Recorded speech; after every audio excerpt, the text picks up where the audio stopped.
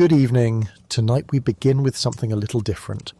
The complete history of morphine, the miracle drug that eased battlefield agony and would later give rise to what came to be known as soldier's disease. Forget the neat heroic version of medical progress. Morphine's story is braided with the relief and innovation, but also with commerce, dependency, and unintended consequences. The truth is, set down in a crowded wartime ward with broken bones and nights of unending pain, you'd probably reach for the same relief those soldiers did, and that choice might change the rest of your life. Take a second to like and subscribe if this is the kind of content you enjoy, and in the comments share your location and the time where you are. I love seeing how far and wide our community reaches. Low lights, open mind. Let's follow the trail from opium fields to the front lines. They understood the poppy before they had a word for it, noticing the rounded pods, the latex-like amber that oozed from a deliberate cut, the peculiar heavy sweetness that softened the edges of pain and grief. In the mud-brick cities of Sumer and Akkad, 2.5 to 3 millennia before Christ, clay tablets record lists of plants and preparations. Later scholars would point to a phrase often translated as the joy plant, hulgil, as likely the distant echo of opium. Archaeologists have turned up seeds in iconography. There are Minoan frescoes on Crete, still bright in their faded pigments, that show poppy heads arrayed like offerings. Small, ancient proofs that whoever first learned to coax solace from Papaver somniferum did so in many places and in many rhythms, in hearths and temples and physicians' shops, over and over and over again. In Egypt, the Ebers Papyrus, compiled around 1550 BC but drawing on far older lore, lists poultices and potions for pain, for cough, for the restless night, and among its recipes lie preparations that scholars have long read as opiate in character. The opium that reached the Nile Valley carried other gifts with it. Ritual uses and funerary connotations, a place in the pharmacopoeia that was part medicine, part incantation. India named it, catalogued it and taught it a place within the long, patient grammar of Ayurveda. Sanskrit texts refer to a hyphena.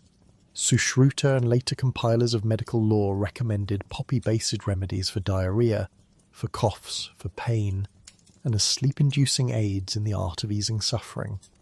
China, too, kept opium in its pharmacopoeia for centuries as a remedy, used to stitch shut wounds of anxiety and to quiet the stomach, long before pipes and smoke turned the plant into the social and political calamity that 18th and 19th century headlines would dramatize. The Greco-Roman world knew its uses without romanticizing them. Hippocratic practice used poppy-based preparations. Theophrastus and Dioscorides described the plant and its latex, noting its soporific analgesic powers. Dioscorides, whose Demeteria Medica would be a kitchen table companion for apothecaries for centuries, catalogued recipes, dosages, and contraindications. Galen refined the humoral logic around it, weighing opium's drying and cooling tendencies with the care of a physician who had learned to see the body as balance. When the Roman merchant ships moved east, they carried with them not only spices and silk, but jars and consignments of poppy latex, the networks of trade making certain that a potion brewed in Alexandria could be tasted in a doctor's house in Antioch, or a tavern in Gaul. Behind these uses lay an accumulation of simple, repeatable techniques. A pre-modern apothecary did not think in molecules, but in textures and temperatures, in macerations and infusions, in decoctions and tinctures.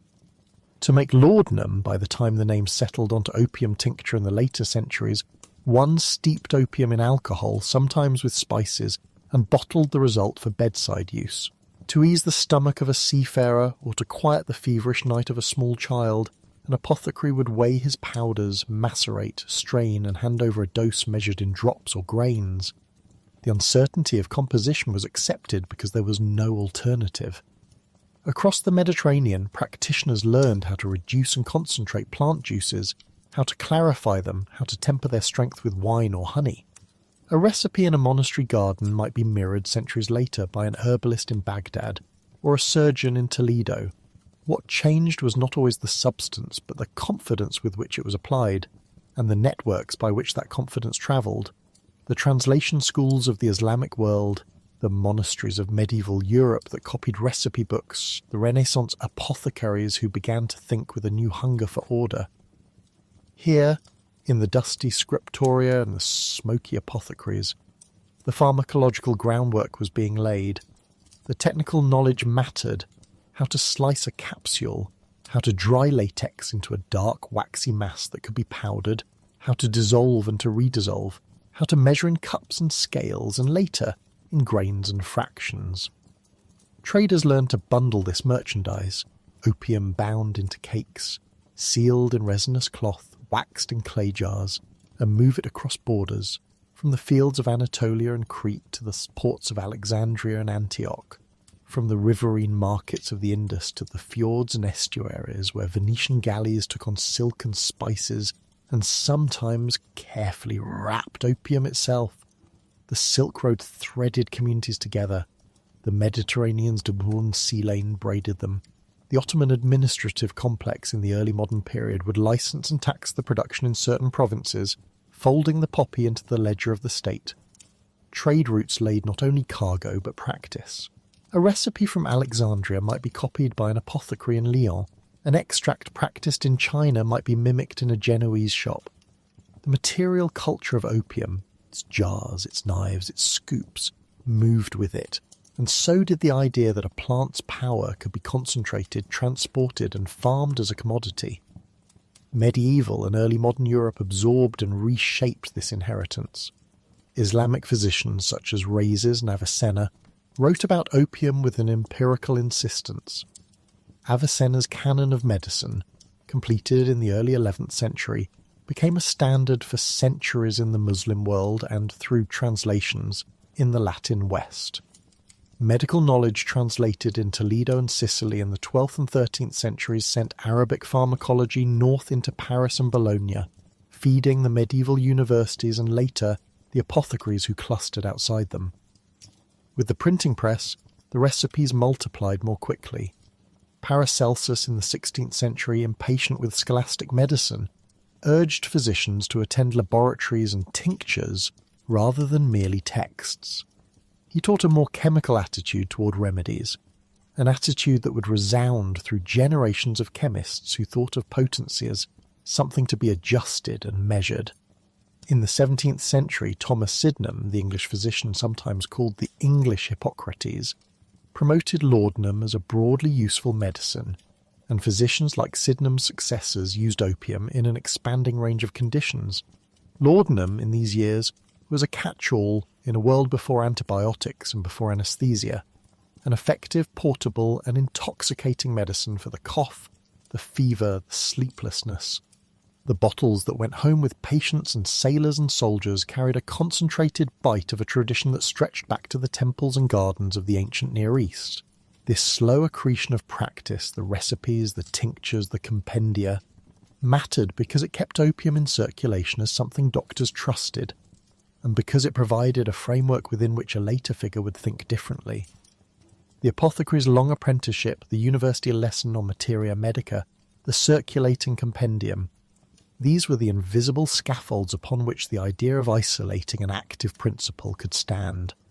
To extract a single compound from an herbal matrix would require equipment and patience, but it would also require a worldview that suspected the existence of such a thing, a single, repeatable agent responsible for what the ancients had only described as the aggregate action of a drug. That suspicion lived in the heads of early chemists at the turn of the 19th century, feeding on the chemical revolution that had rearranged how people thought about substances and combinations. The story of morphine's isolation opens in a quiet German town rather than in a thunderous laboratory. Friedrich Wilhelm Adam Serturner was not the court chemist of a sovereign prince.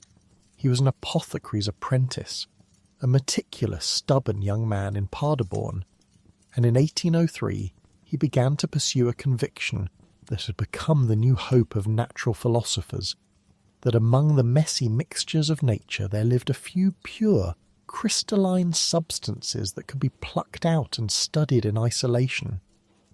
He worked with opium as others had worked with tinctures and powders for centuries, but he differed in temperament and in ambition.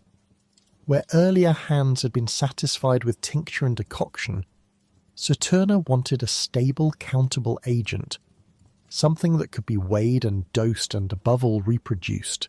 He succeeded in ways that startled his contemporaries. Using the chemical thinking available to him, acidic and alkaline manipulations, repeated crystallization and washing, patient observation, he produced a white, bitter, crystalline substance that, when administered, produced the characteristic opium effects: sleep, analgesia, and a peculiar euphoria.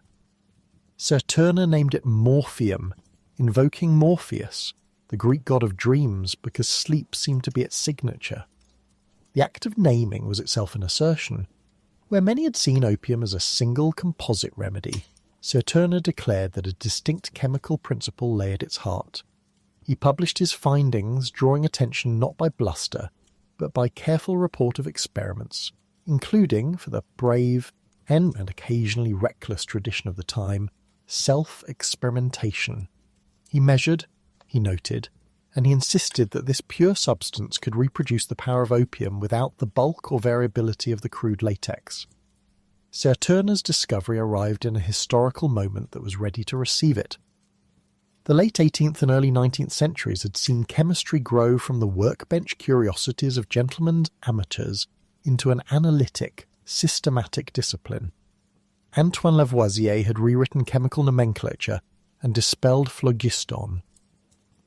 The quiet rigour of laboratories in Paris, Giessen and Göttingen was training a generation of chemists to think about elements, compounds, and reactions as problems that yielded to experiment and calculation. A young chemist in Germany could read translated works from Paris and London and know that a discovery of Sir Turner's kind would be significant. It promised a new method for taming the caprice of plants and turning them into reliable instruments for the clinic. The initial reception of Sir Turner's morphium was mixed, curiosity laced with scepticism. That a solitary apothecary could isolate a substance and name it seemed almost presumptuous in an age when academies and salons still had cultural authority. But other chemists repeated Sir Turner's work, sometimes with more refined techniques and sometimes by accident, and in the decades that followed, the idea of extracting active principles from plants became a standard goal. One by one, chemists isolated quinine from cinchona bark, strychnine, caffeine and codeine. The field of alkaloid chemistry bloomed, alkaloids being the class of nitrogen-containing basic compounds that included many of these potent natural products. Each new isolation validated Sir Turner's method and shifted medicine's confidence from the imprecise but time-trusted tincture toward the prospect of pure compounds whose dose and effect could be specified. The name changed too in the crossing languages. Morphium became morphine in the Anglophone tongues, the gentle Latinized suffix yielding to a sharper, more clinical ending. Morphine's crystalline form made it tangible. A doctor could now speak of a milligram of morphine the way a judge might speak of a pound of coin. The specificity felt modern. But the technique that produced those crystals remained artisanal at first, a sequence of careful separations guided by taste and smell and the sort of sensory expertise an apothecary developed over years. The chemistry that Sir Turner had used, forming salts, dissolving and recrystallizing, seeking purity through repeated washing, became the template for other natural product work. It was, in its way, the first step towards separating pharmacology from folklore. The single-mindedness of isolating an active principle inaugurated an era in which materials from the plant kingdom would be measured, standardized and commodified. If Sir Turner opened a door, 19th century chemistry widened the corridor. Crystallization became not just a demonstration of purity, but an industrial clue. Crystals could be weighed, labelled, packaged and sold. By the 1820s and 1830s, commercial houses in Germany such as E. Merck in Darmstadt began to see alkaloids as a new commercial opportunity. Heinrich Emanuel Merck and others recognized that a stable substance reliably produced could be shipped in labelled bottles to physicians across Europe and to colonies and ports far away. Laboratories moved from the solitary bench to the factory floor, and university chairs and chemical departments trained technicians who would staff these emerging enterprises. The pedagogy of chemistry, Liebig and Giessen among the first to systematize laboratory instruction, meant that a young man could be taught the chemical techniques necessary to produce reliable alkaloids at scale. This was not the same as the mass industrial production of the 20th century, but it was a decisive step away from the unpredictability of tinctures and toward reproducible pharmaceutical products. Two technical developments mattered in particular. First, chemists learned to characterize compounds beyond taste and crystal form, measuring melting points, observing solubility profiles in different solvents, and determining reactivity with acids and bases. These data, recorded and shared in journals and pharmacopoeias, allowed chemists to speak the same language across borders, informal standardization before legal codification took hold.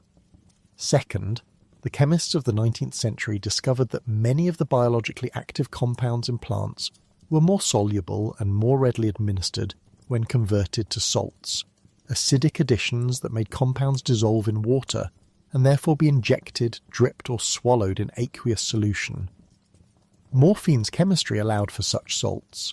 Morphine sulfate, morphine hydrochloride, and others could be made into crystals that dissolved in water. The practical effect of that knowledge was profound. A soluble morphine salt could be prepared into an injectable solution. It could be poured into vials and shipped with instructions. It could be dosed more accurately than a glob of opium pasted into a capsule. The salt forms were not merely chemical curiosities. They were the hinge on which medicine swung into a new economy. The rise of the hypodermic syringe then completed the transformation in ways that no single chemist intended.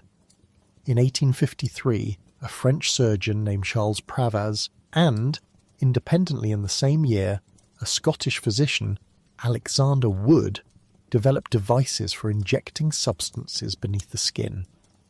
The story, softly told, is about instruments honed to bring medication directly to the bloodstream or tissues, rather than depending on the slow, capricious mediation of digestion. The syringe turned morphine from an oral or topical remedy into a rapid, potent agent of immediate relief. A field surgeon could now deliver pain relief that was swift and visible. A mother could be given a controlled dose in labour. A patient in a London hospital could be eased into sleep in a matter of minutes. You can imagine the scene: a small bottle, the crystalline powder dissolved into a clear solution, a syringe glinting in candlelight or under the pale gas of a ward, a needle finding the hollow of an arm. It was the sort of practical alchemy that made doctors feel empowered and, for a time, miraculous. But it also made morphine more efficient at what it did, easing pain and producing a comforting dimming of reality. And efficiency has consequences when it comes to habit and dependence. The 19th century, with its factories and steamships, with its rapid communication and growing literacy, found new markets. Pharmacies in Paris and London began to stock bottled morphine salts and pre-weighed powders. Advertising creeped in, and commercial catalogues listed morphine alongside strychnine, quinine, and other chemical products. The compounding apothecary, once an artisan or hobo, became the first industrial pharmacist, buying raw opium and packaged alkaloids from chemical houses and combining them into prescribed medicines or sales over the counter. The scale of trade increased accordingly. Opium still moved in its older forms, cakes and lumps shipped by sea from India, from the Ottoman lands, from the Mediterranean hinterlands. But now the end product was often not the crude latex, but the alkaloid extracted from it.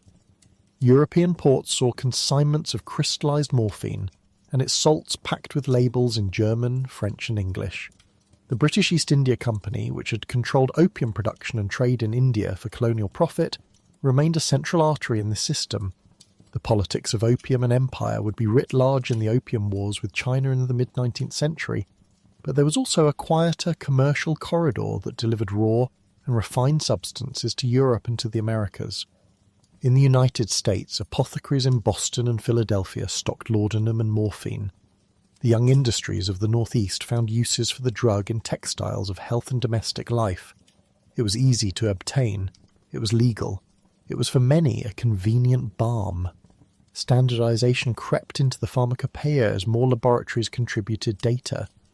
Dose units shifted from vague tinctural measures, a drop or a drachm, to grains and then to milligrams as weighing instruments became more precise. Pharmacopoeias, the official compendia that listed approved preparations and their specifications, began to include morphine salts with explicit descriptions of appearance and potency. The language of medicine had been leaning toward numbers for decades, but here was a clear instance in which chemical analysis, industrial production, and clinical practice met. Doctors could, in principle, write for X grains of morphine sulfate, and pharmacists could satisfy that request more reliably than before. There was a dark irony in the success. What had been a reassuringly ancient remedy, an herbalist's tincture, had become a product of laboratories and factories, an instance of modernity's promise that problems could be solved by technique and scale. The same forces that allowed a surgeon to stop a patient's pain on a battlefield also made possible the quiet progression from a therapeutic to a habitual use. War would be a blunt demonstration of that fact. In the American Civil War, for instance, surgeons used morphine widely to treat the wounds, amputations, and fevers of the conflict. The hypodermic syringe was available, field tents abounded with opiates, and the need for pain relief after a day of violence was enormous. When veterans returned home, some came bearing scars, and some came bearing a new dependency that they and their physicians, for all their good intentions, had not understood as a distinct public health problem. The term soldier's disease would appear in medical commentaries in the late 19th century, an awkward euphemism for the fact that those who had been treated faithfully for their wounds during the war had been exposed to an efficient agent of relief that could, in its wake, leave an enduring compulsion. By the mid to late 19th century, then, morphine had completed a curious arc. It had been known for millennia in one form or another. It had been coaxed into the modern idea of a single active principle by the labours of a provincial German apothecary named Sir Turner, and it had been transformed by the apparatus of industrial chemistry into a commodity that could be standardised, marketed, and injected. Pharmacies multiplied. Chemical houses like Merck sold labels and catalogues. Compendia gave rules. Medicine acquired tools that made suffering manageable in ways ancestors would have prized as miraculous. Yet in that success was a shadow. Efficiency and repeatability, hallmarks of progress, had also sharpened a drug's capacity to create the very dependency physicians sought to prevent. It was not that morphine had changed its nature so much as that humanity had amplified its reach. The 19th century ended with morphine sitting, almost contentedly, as a fixture of clinics and households alike. Jars of laudanum rested in parlours. Glass vials of morphine salts filled chemists' cabinets. The chemical language around it became precise. The physical form, crystalline, white, bitter, became an emblem of a new pharmacology that prized certainty. And yet the histories that follow this era will have to reckon with consequences that are not only clinical but social. How an emblem of relief could become an engine of dependence in contexts ranging from the trenches and the wards to the quiet rooms of returnees and patients whose chronic pain offered no easy exit. For now, in these slow, careful years, the groundwork had been laid. A plant's resin turned into a compound turned into a marketed product, and a product folded into the routines of modern medicine. It was, in the language of the time, a triumph of analytical chemistry. It was, in the language of ordinary life, a new comfort, one that would soon teach the world, with an uncomplaining inevitability, difficult lessons about the costs of convenience. In the dim, oil-lit consulting rooms of mid-Victorian medicine, a small revolution took hold, quiet as a bent needle, precise as a thread. The hypodermic syringe did not announce itself with canon or decree. It crept into practice the way a sapling pushes through pavement by persistent, intimate pressure. The first literal piercing of the body with a hollow needle is usually traced, with a kind of affectionate embarrassment, to Francis Rind in Dublin in 18 Moore, who, faced with a patient in an intractable neuralgia, fashioned a crude instrument to deposit a solution of painkiller beneath the skin. It was not a grand moment, but a practical one. A physician confronted a human throat or cheek or limb, could not soothe it with words, and so he made a hole and put the remedy where the nerves lived. The idea was simple and ugly and brilliant in equal measure. It took the rest of the decade for clever hands in Paris and Edinburgh to smooth that crude proof into a working tool. In 1853, Alexander Wood in Edinburgh and Charles Pravaz in Lyon, working separately and without much mutual courtesy, transformed that idea into instruments worthy of a surgeon's tableau. Wood, practitioner, tinkerer, pedant, made a slender glass barrel and a hollow needle with a plunger that moved with the soft assurance of a metronome. He presented the thing as an answer to pain that might be lodged beneath the skin, or as he believed, in the tissues themselves. He spoke of targeted relief and of local afflictions soothed in the place that hurt. Pravaz, a French surgeon, forged a small screw-driven metal syringe that appealed to the practicalities of a hospital theatre and to those who liked the solid feel of steel. His early work was aimed at injecting sclerosing agents into varicose veins, not at quieting battlefield pain, but the machine's logic was the same. Between Rhine's needle, Wood's delicate glass device, and Pravaz's screw-plunger metalware, the hypodermic as we would recognise it was born and began its slow migration out from the workshops and into the wards. It is worth touching the instruments with the mind's hand. The glass barrel, a cold, clear cylinder, small enough to be hidden in a palm, its plunger gliding like a breath, the needle, a silver-thin compass tip that glinted when the lamplight struck it, the syringe's faint metallic tang and the quick little sound of air displaced. There was a precise intimacy in that contact.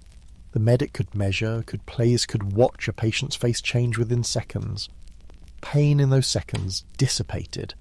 The body's rawness retreated. The physician felt in turn a new and heady competence to reach in and alter not only symptom but sensation. What the hypodermic did clinically is simple to describe and complicated to reckon with. By bypassing the stomach and the slow chemistry of digestion, an injected dose of morphine began its work more rapidly and more completely than laudanum swallowed or a poultice applied. The mind felt it sooner, the nerves quieted. For surgeons and for patients, this was nearly miraculous. A man otherwise unspeakably occupied with agony could be steadied enough for an amputation, shuttered enough to consent to a procedure.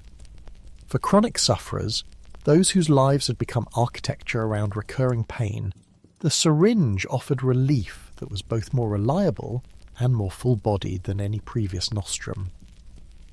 Many early case reports read like small confessions, a patient with tic douloureux, shrieking in the night, whose face relaxed at the second prick, an elderly woman bound by rheumatic torment, who slept for the first time in months, a soldier after the blast and the belt of blood, who could, for a few hours, be someone other than a battlefield statistic.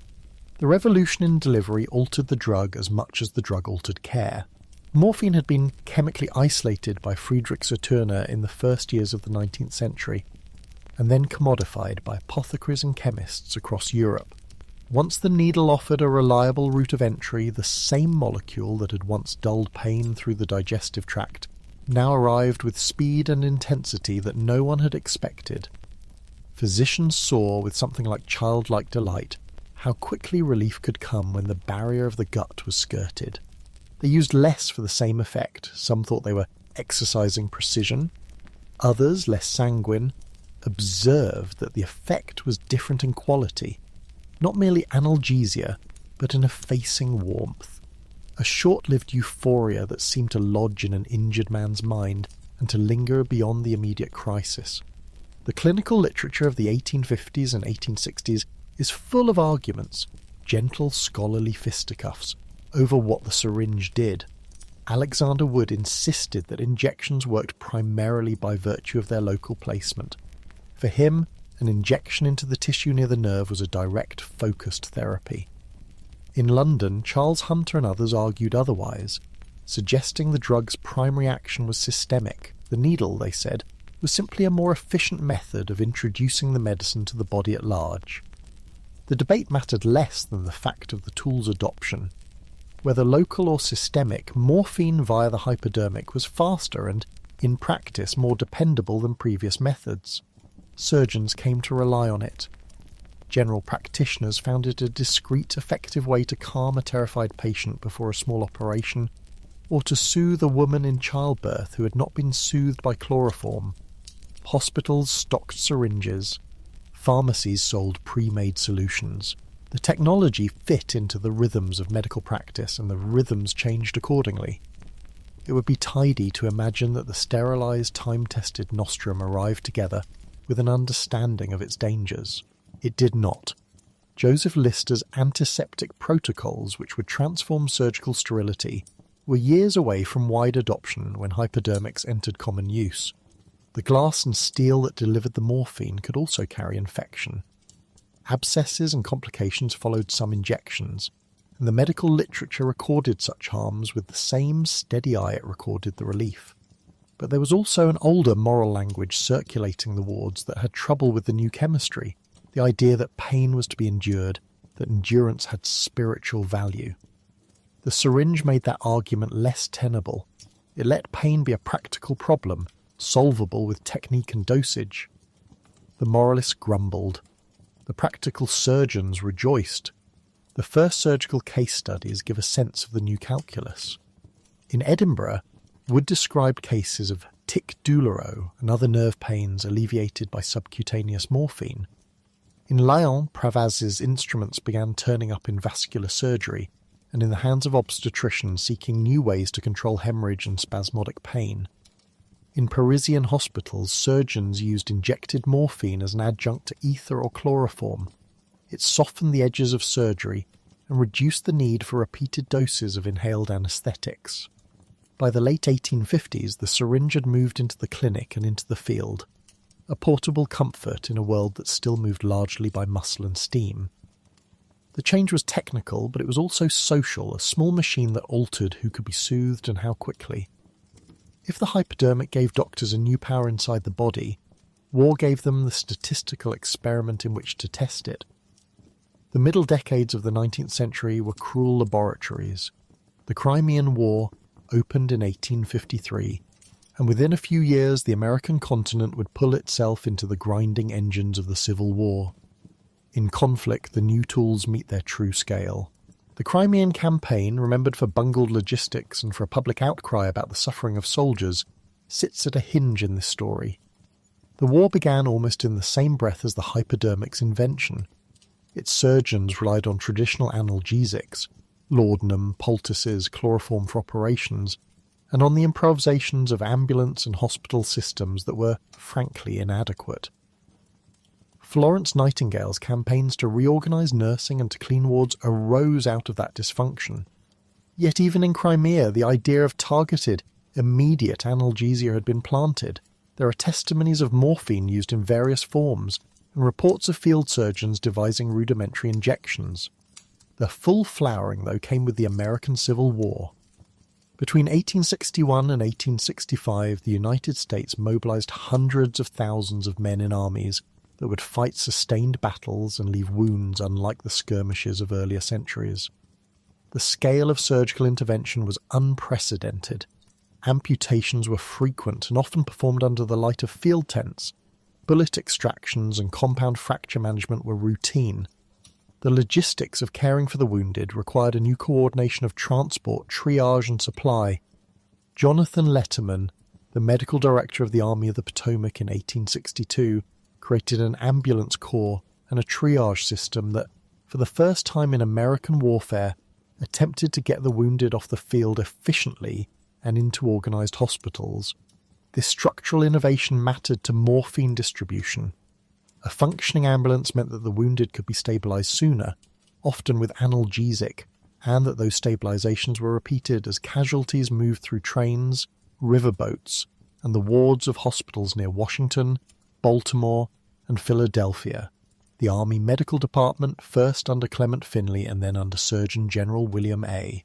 Hammond, appointed in 1862, had to supply this new circulatory system of care. Procurement moved from sutlers and odd lots to large organised purchases. rivers and rail lines became arteries not only of men but of medicines.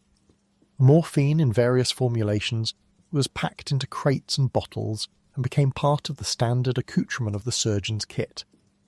The names of particular hospitals, Armory Square Hospital in Washington, for example, which received thousands of wounded from the battles along the Eastern Theatre, or the ad hoc facilities that ringed the great railroad depots, enter the record not as places of drama but as nodes in networks, places where supplies arrived and where procedures were repeated until patterns emerged.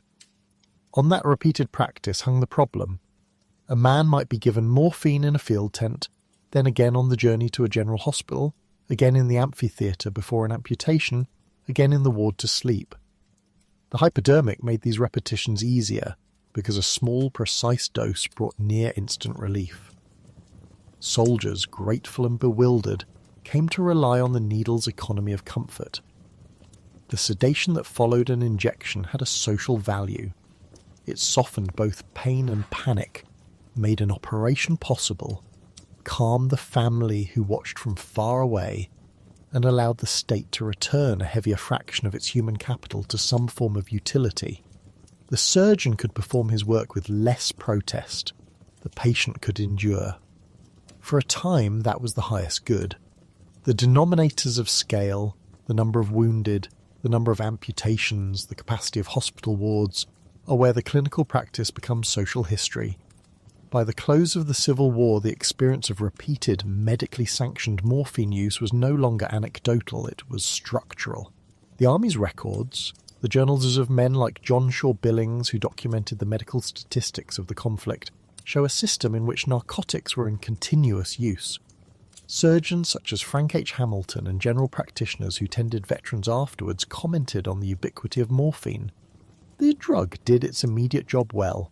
In doing so, it introduced a population, thousands, perhaps tens of thousands, into a sustained pharmacological relationship with opiates that they had neither sought nor understood in full.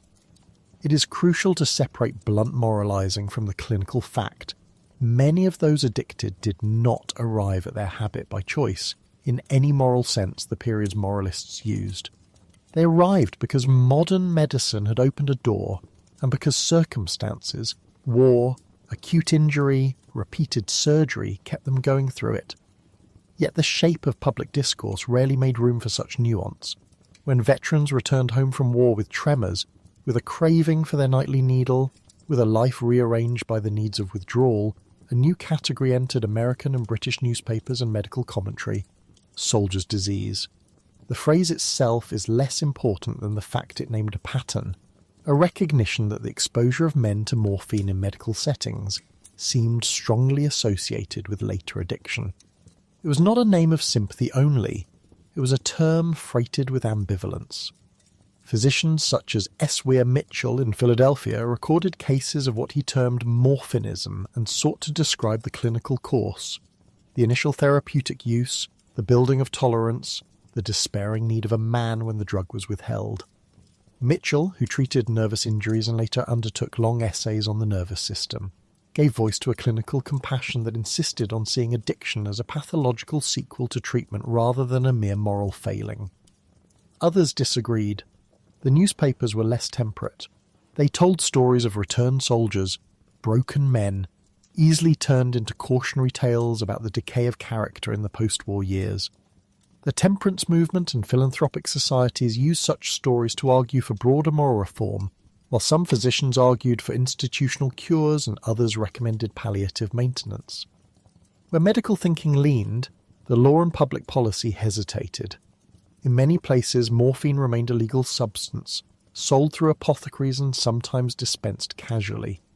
The 1860s and 1870s were not the age of narcotics legislation. They were the age of case study and of professional debate. Some hospitals experimented with tapering, gradually reducing the amount of morphine a patient received, hoping to wean them from pharmacological dependence. Others abandoned the pretense of cure and simply replaced morphine with other sedatives at the physician's discretion. A few experimental practitioners attempted hypnotism, mesmeric techniques then fashionable among some medical circles, to blunt cravings during withdrawal. None of these methods offered a reliable or humane pathway out of dependence for many veterans. Social institutions, military pensions, charitable homes, asylums found themselves pressed to respond. The state's response was ambivalent. The very institutions that had medicated needed to decide whether a dependence acquired in service merited compensation or whether it would be considered a failure of character and denied. The stigma attached to the soldier's disease was double-edged. On one hand, there was a grudging empathy. The addict had served, had been wounded, had been cared for by the same state that now recoiled at his visible dependence.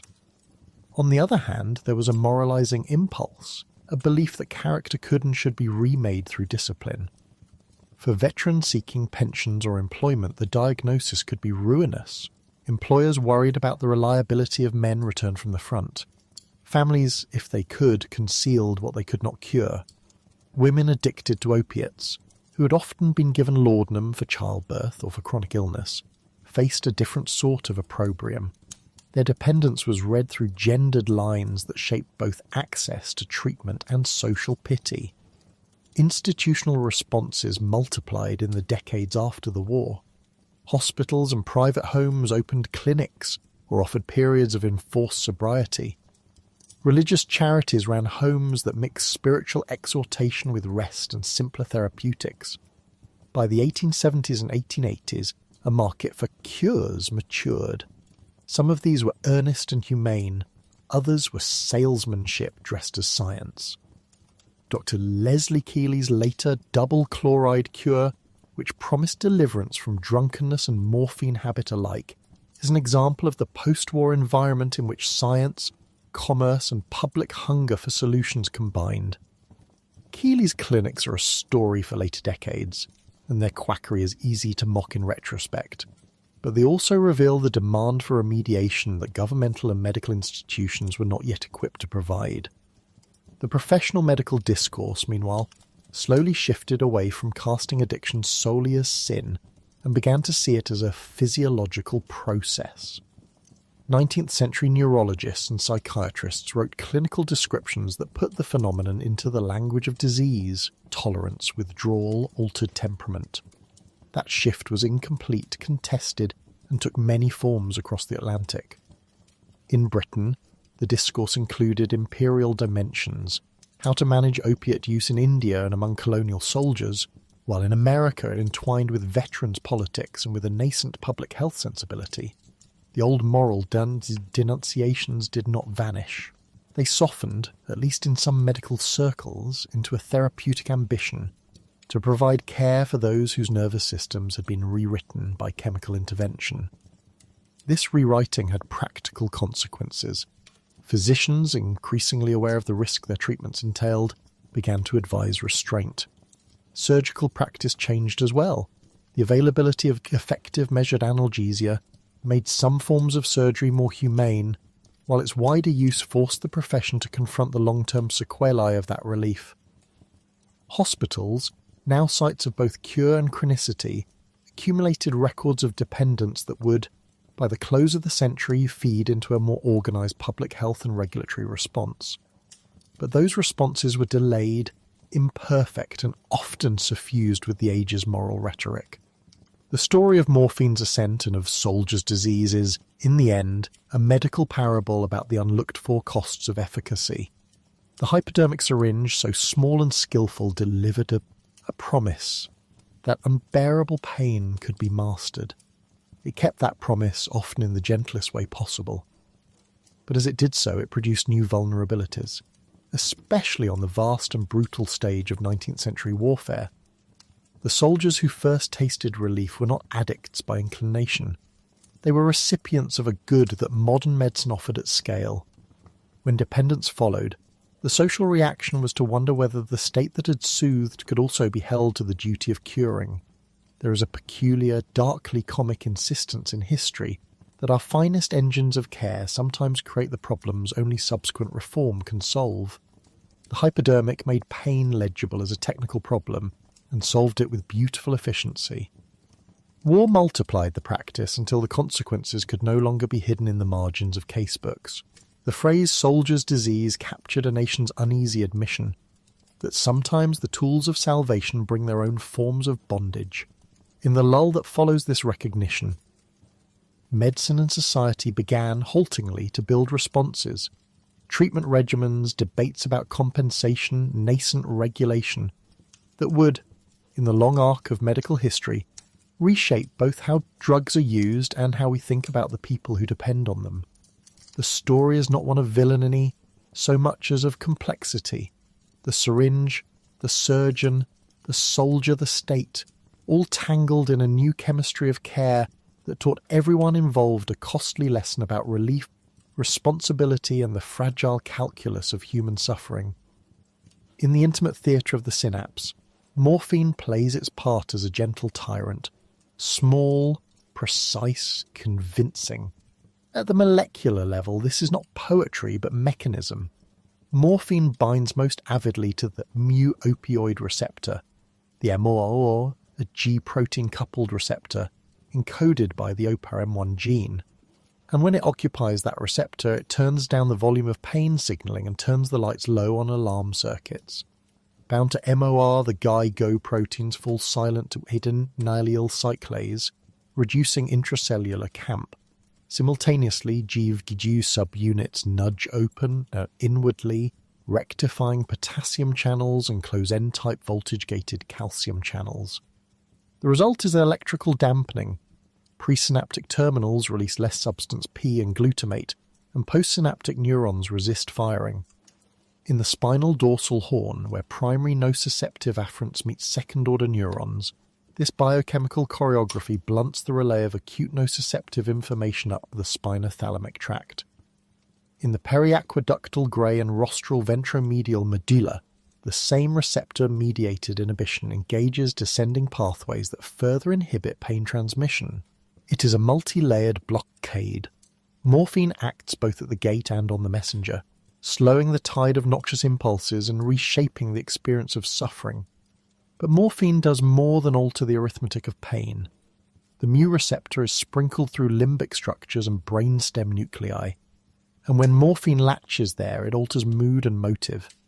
In the ventral tegmental area, morphine inhibits GABAergic interneurons, and by silencing these breaks, it disinhibits dopaminergic neurons that project to the nucleus accumbens.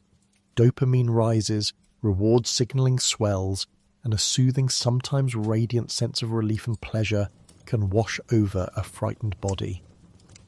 That is why morphine does not only quiet pain, it quiets the fear that wraps around pain. It rewires suffering into a softer narrative.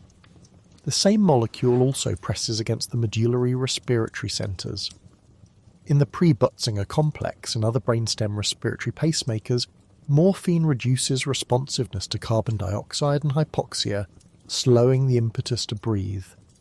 A patient on too much morphine can breathe shallowly, miss the signal of rising CO2, and slip toward hypoventilation. Death by respiratory arrest is the sombre, clinical end of that pharmacology. And then there is the intestine, the ancient nervous system within the gut. Mu receptors in the enteric plexuses reduce peristaltic contractions, tighten sphincters, inhibit secretions. The clinical consequence is constipation, so reliable in effect that clinicians historically called it morning after for morphine. Pupils contract, miosis, because parasympathetic tone to the iris is unmasked, and many other autonomic threads are pulled. Nausea through area postrema stimulation, histamine release causing pruritus and vasodilation, and long-term endocrine modulation that can blunt the gonadal axis, reducing testosterone and disturbing menstruation. Pharmacokinetics writes its own rules over this pharmacology. Morphine administered intravenously arrives almost instantly to the brain. A subcutaneous injection comes on a little more slowly. Oral morphine appears later and is much less efficient because the liver clips a large portion in first-pass metabolism. The liver does not merely destroy morphine, it transforms it. The principal pathway is glucuronidation by UGT2-BAVin, producing morphine-3-glucuronide, M3G, and morphine-6-glucuronide, M6G.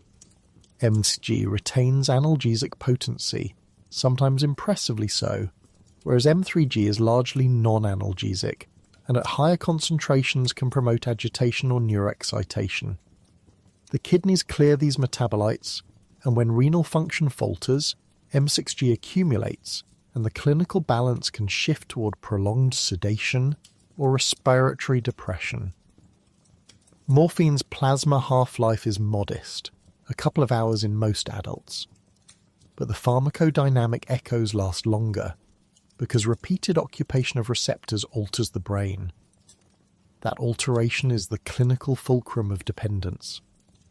With repeated exposure, the mu receptor and its signaling pathways undergo desensitization. GRK's phosphorylate receptors, V-arrestins, are recruited, receptors are internalized, and downstream systems compensate. Adenylyl cyclase can be upregulated. Second messenger cascades recalibrated. Tolerance becomes evident. Doses that once relieved pain begin to do less, and patients or users need more to achieve the same analgesic or euphoric effect. Tolerance is partly receptor level, partly downstream, partly behavioral. The context of administration, cues associated with dosing, and learned expectations all shape apparent tolerance. Cross-tolerance links morphine to other opioids. Clinical substitution is possible because of shared receptor pharmacology. But there is another, darker plasticity. With chronic opioid exposure, the nervous system may become more sensitive to nociceptive inputs, the condition known as opioid-induced hyperalgesia. NMDA receptor signaling, microglial activation, and maladaptive synaptic changes conspire so that more opioid can paradoxically produce worse pain. In clinical terms, the physician faces a dreadful paradox: escalate therapy and risk respiratory depression and worsening sensitivity, or withhold and allow the patient needless suffering. Dependence is the expected biological offset to chronic exposure. It is not synonymous with addiction, though the two are often confused in both lay and clinical talk. Physical dependence means that a set of homeostatic changes has become a new baseline. Take the drug away, and the system snaps back through a cascade of signs and symptoms.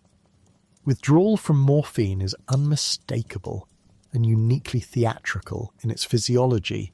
The locus coeruleus, a noradrenergic hub, fires with disinhibited intensity, flooding the organism with sympathetic overdrive, tachycardia, sweating, piloerection.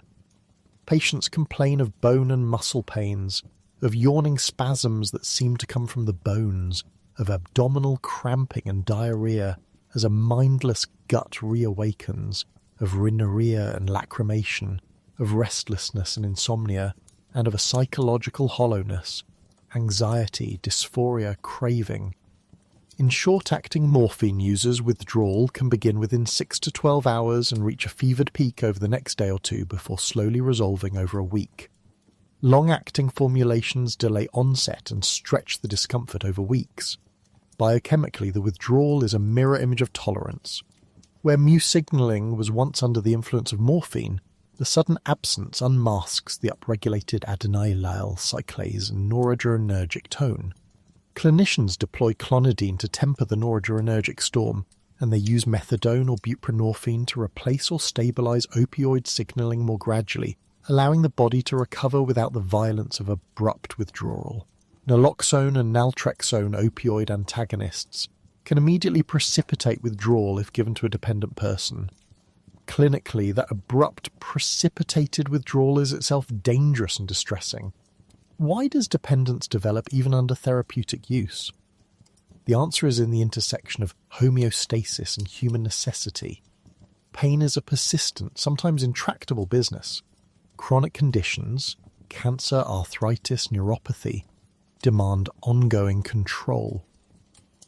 Morphine, because it softens both the nociceptive signals and the emotional hurt, is a powerful ally in that work. But with repeated doses, the brain recalibrates to the presence of the drug as a new normal. Even carefully titrated, physician-supervised therapy nudges neurochemistry into dependence if it continues long enough. Individual vulnerability varies. Genetics, comorbid psychiatric disease, a prior history of substance use, age, liver and kidney function, social context. But none of those are absolute requirements. The pharmacokinetic route matters too. Parenteral administration, particularly intravenous delivery, reaches the brain quickly and provides a steep reinforcement schedule. That rapid onset accelerates associative learning and reward pathways and increases the likelihood of addictive patterns. So does the relief of psychic pain, where morphine is used to quiet not only suffering from an injured limb, but also the existential ache of loneliness or trauma. The psychological reinforcement is potent. The clinician's task is therefore both biochemical and humane, to manage dose and route, to monitor for tolerance and hyperalgesia, and to attend to the psychosocial threads that knotted the patient to the medicine in the first place. While laboratories and wards learned the molecule's modes, the household learned a different language. Laudanum was the domestic face of opium. It had entered European practice centuries earlier, a tincture of opium steeped in alcohol and spices, and by the 17th and 18th centuries, prescriptions and recipes circulated in common parlance. Paracelsus had coined terms, and Thomas Sydenham in 17th century England popularised tinctures for pain and spasm, and later still the poet and addict Thomas de Quincey wrote his Confessions of an English Opium Eater in 1821, a readable, notorious admission that did much to exoticize laudanum in the public imagination. Laudanum sat on kitchen shelves and nightstands. It was the remedy for cough and colic, for the fretting of teething infants and the trembling of menstrual pain, for insomnia, for nervous conditions that doctors politely labelled hysteria or melancholia. It was mixed, measured, spooned, a few drops in tea, a teaspoon of cordial, an elixir for the household and a sop for the weary. Patent medicines rode laudanum's popularity and amplified it.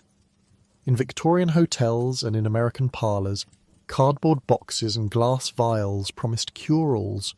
Dalby's carminative, Godfrey's cordial, paregoric, and in the United States, the notorious Mrs. Winslow's soothing syrup. These were marketed with bold claims, with trade cards and testimonials, with lithographs that showed contented babies or miraculously cheerful mothers, and the fine print, when it existed, hid the active ingredient under euphemism. Soothing, cathartic for the nerves, such language disguised morphine and opium as maternal aids. Dosing myths spread because measurement was both imprecise and trustful. A teacup measure became a household spoon, became a tablespoon, and no pharmacy board demanded a standard. Many of these concoctions relied on alcohol as much as on opiates. The double anaesthetic effect entrenched both habit and the cultural belief that a sedated infant was healthier than an aching sleepless one. The result, heartbreakingly and predictably, was infant mortality and long-term dependence for some children who survived. In Britain and the United States, midwives, mothers and apothecaries formed an ecosystem of domestic medicine where laudanum was a common currency. Gender shaped this economy. Women were disproportionately pictured as both consumers and victims of patent remedies. Victorian medicine conceived of female frailty and female troubles as a large market, and the market responded with tonics, nervines, and soothing syrups. Physicians and apothecaries prescribed opiates to ease the travails of childbirth and the burdens of household cares. A society that expected women to bear emotional and domestic labour without complaint was predisposed perversely to medicate their quiet dissatisfactions. Working-class women who laboured in factories found in laudanum a brief reprieve from injury and exhaustion.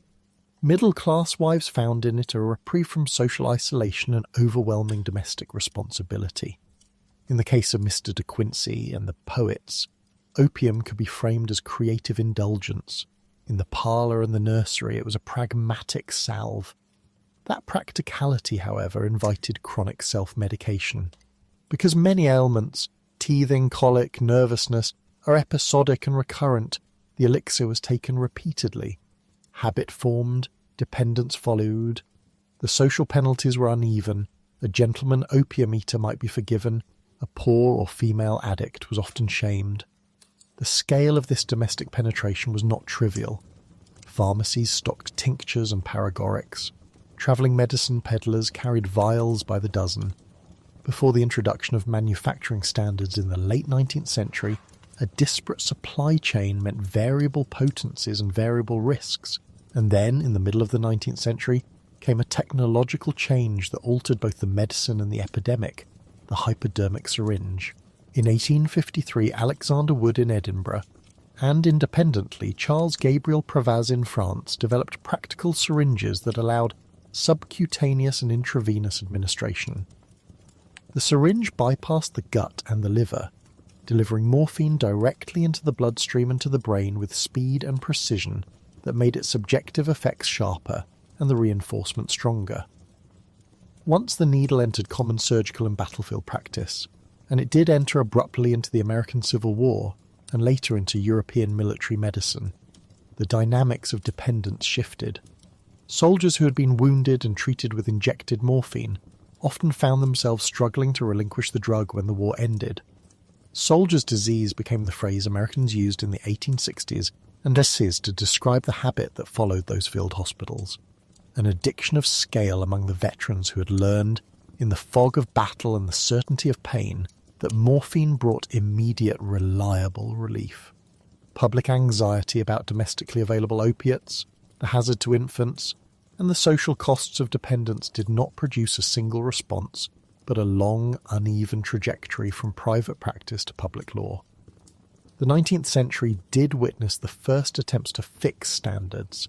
Pharmacopoeias like the United States Pharmacopoeia, first published in 1820, and evolving British standards tried to codify doses and to define purity. Municipal health boards and pharmacists pushed for clearer labelling and for limits to the sale of poisons, but the patent medicine industry had ample legal and logistical wiggle room. Patent in name rarely meant patented in the modern sense. It meant protected in commerce and secret in formula. The scale of importation and manufacture grew in parallel. Opium for the European and American markets flowed from India, Turkey, and the Ottoman domains, under a complex web of imperial and commercial arrangements. By the late 19th century, chemists in pharmaceutical firms had learned to extract and crystallize morphine, rendering a powerful, transportable, and marketable product. Pressure on governments increased in the late 19th and early 20th centuries from many directions. Missionaries and moral reformers decried opium smoking in colonial contexts and the social impact of drug use at home. Temperance activists linked alcohol and drug abuse and called for regulation. Physicians and public health officials reported infant deaths and chronic dependency that stemmed from patent remedies. Internationally, diplomats and reformers met in Shanghai in 1909 at the International Opium Commission, an event that would lead 3 years later to the International Opium Convention signed at The Hague in 1912. The first international treaty-oriented attempt to coordinate control over the global opium trade. The logic was at once humanitarian, national and imperial. Humanitarian because of the desire to reduce addiction and suffering, national because of anxieties about labour and order, and imperial because colonial governments depended on opium revenues even as they faced diplomatic and moral pressure to contain use. At home, reform found legislative muscle in the United States with 2 landmark laws that reshaped medicine and markets. The Pure Food and Drug Act of 1906 was a progressive-era statute that required truthful labelling of patent medicines and prohibited interstate commerce in misbranded and adulterated goods. For the first time, ingredients such as morphine and cocaine had to be declared on labels when present in significant quantities.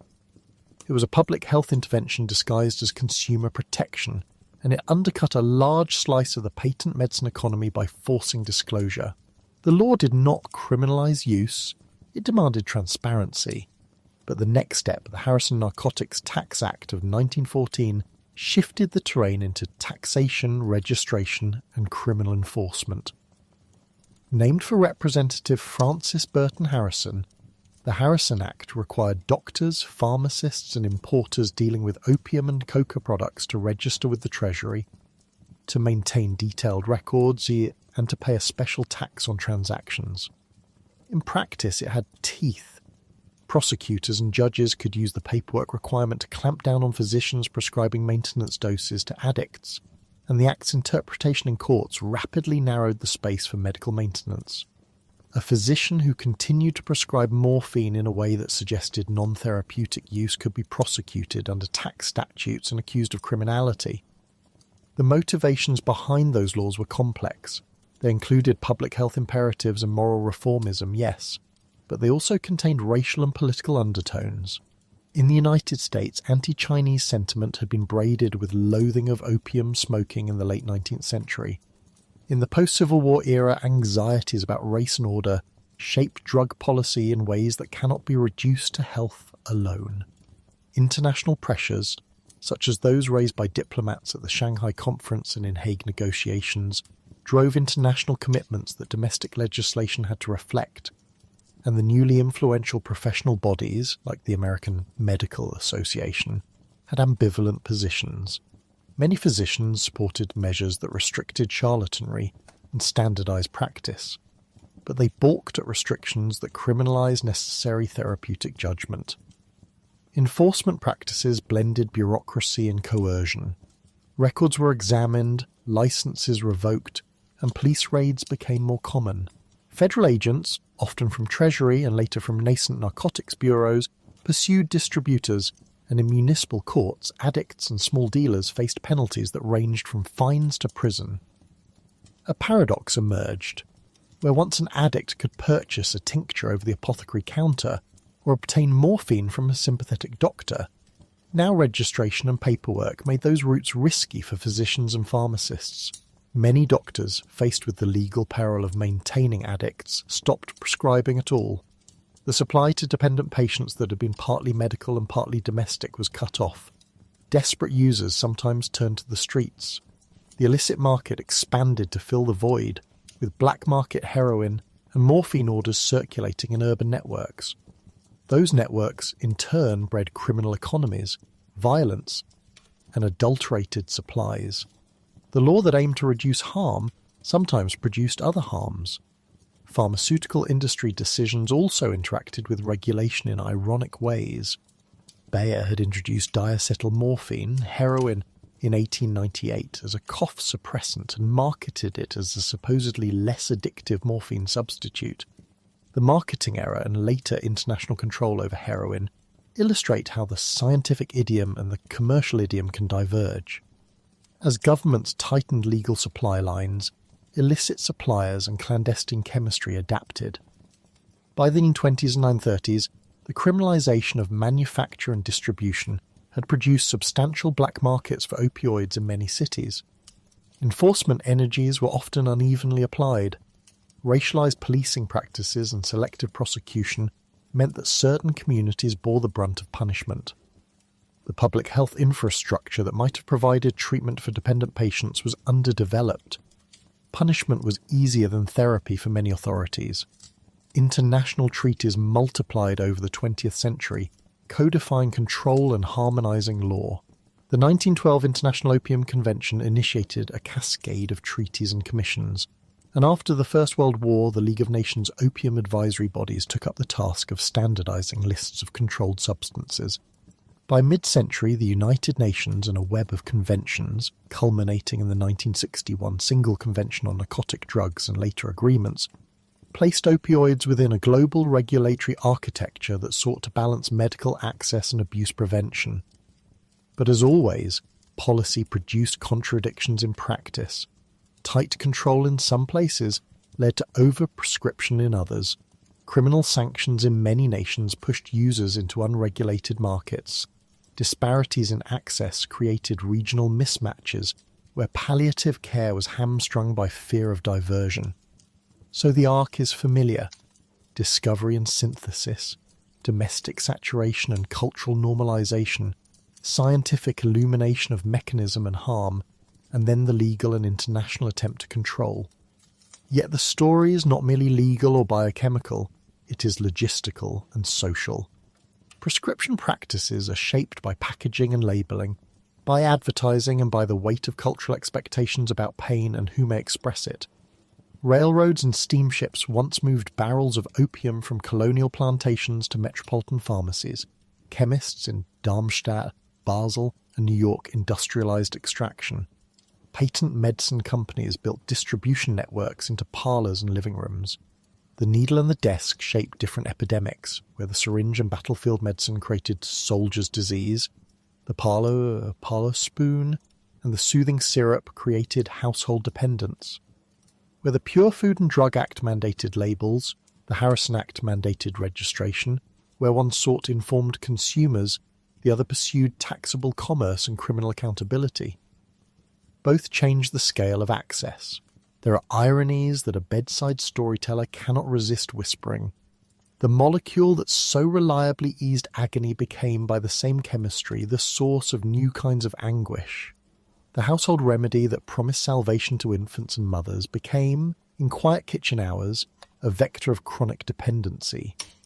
The law that sought to protect society sometimes pushed the sick into darker markets.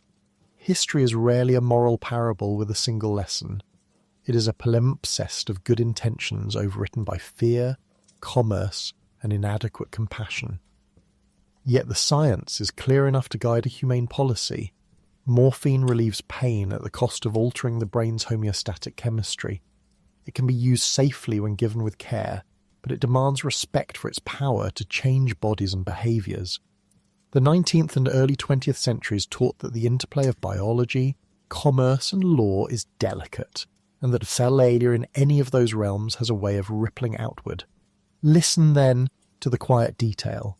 The mu receptor is literal, a pocket of protein in a cell membrane. The syringe is literal, glass and metal in a surgeon's hand. The patent medicine card is literal, inked and bright in a parlour. The statute is literal, printed and signed. Each of them is a hinge. Morphine's history turns upon those hinges. The molecule moved from opium poppy to village bottle to military ward to chemist's hand to the international treaty room, and at each stage societies recalibrated. Sometimes they did so with foresight, sometimes with panic, sometimes with mercy, sometimes with punishment. The balance still shifts. In a narrow gaslit laboratory in Elberfeld at the turn of the century, where glass and flame and the faint sweet tang of acetic anhydride hung in the air like an incense that promised relief, chemists at Bayer coaxed a new shape from an old friend. Morphine had been reliable for decades, the blunt instrument that soothed wounds and steadied nerves, but it had its temper, and physicians fretted over its habitualness. So Felix Hoffmann, the same practical hand who would later be praised for refining aspirin, and Heinrich Drieser, Bayer's pharmacologist with an eye for marketable miracles, took the morphine molecule, acetylated it, and called the result diacetyl morphine. Bayer trademarked it as heroin in 1898, a name meant to conjure heroic relief. They promised a gentler, safer alternative to morphine's rough embrace, a cough suppressant that would not enthrall the will. It was, in their advertisements and in the quiet, earnest columns of trade journals, an answer to morphine's problems. Less cough, less dependence. The company sent samples to physicians across Europe and North America, and for a while the world accepted the story. It would have been a better bedtime tale if the molecule cared about marketing copy, if it took instruction from a chemist's memo. It did not. The very chemical alteration that made diacetyl morphine more soluble in fat, and therefore faster to cross the blood-brain barrier, made it act more quickly and in most cases more impetily, delivering a euphoric rush that many found not less addictive than morphine, but more liable to capture attention. The discovery itself was not even novel. Years earlier, in 1874, a British chemist named C.R. Alder Wright had tried acetylating morphine at St Mary's Hospital in London and observed a similar compound. What Hoffmann and Drieser did with German industrial efficiency at the dawn of a new pharmaceutical age was package that chemistry into a brand and ship it everywhere, to convalescent homes, to general practitioners, to the 19th century equivalent of a paediatrician's cabinet for intractable cough. When a substance is quick and pleasant in its onset, physicians find their patients asking for it twice, then 3 times. That is biology. That is human desire. That is business. The reaction was predictably bureaucratic and quietly brutal. Where a company had promised a medical fix, societies and governments saw a social problem. Where doctors had hoped for a less troublesome analgesic, families reported dependence. Within 2 decades, a chorus of public health alarms and moral panic had turned to law.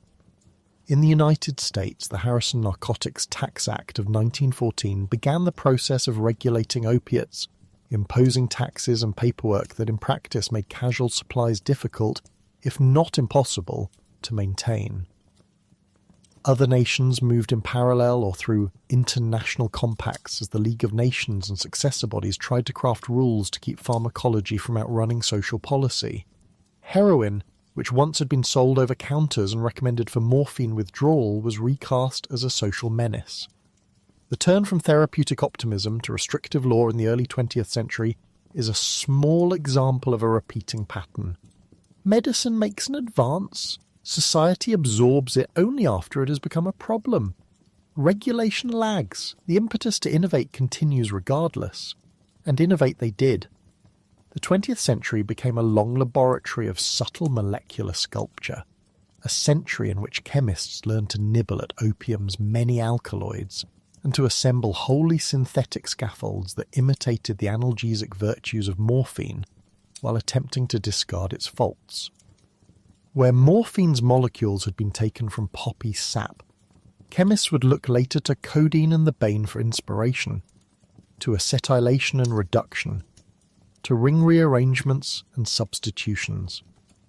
Germany again was a crucible for many of these reforms. In 1916, in the laboratories clustered around the universities and chemical houses that had long fed the world's pharmacopoeia, scientists transformed the bane into oxyderivatives that would later appear in clinics under names familiar to every pharmacist. In their 30s and 40s, amid the geopolitical storms that made standard supplies precarious, chemists at IG Farben, a corporation whose industrial reach and moral culpability would long be debated after the war, synthesized a new agent, methadone, in 1937. Max Bockmuhl and Gustav Erhardt are credited with assembling that compound, which was structurally unrelated to morphine and, when taken orally, had a long half-life that made it useful for steady analgesia and later for maintenance therapy and opioid dependence. Methadone's trajectory is instructive because it shows the duality of pharmaceutical intention and social consequence.